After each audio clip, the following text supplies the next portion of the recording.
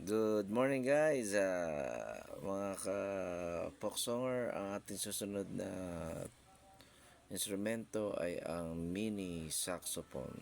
Yan. Ganit po ang tsura niya. Meron po siyang isa, dalawa, tatlo, apat, lima, anim, pito, walo na butas. Yan. Kailangan po nating takpan po lahat. Yan po. Medyo may kahirapan po ito na hipanin. Yan po, ilagay sa labi.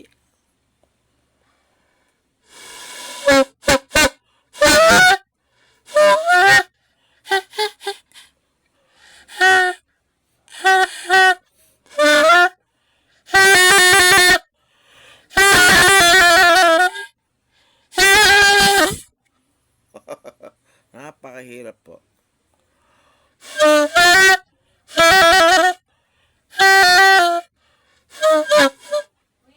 Yan po. Kaya na lang po mag-practice.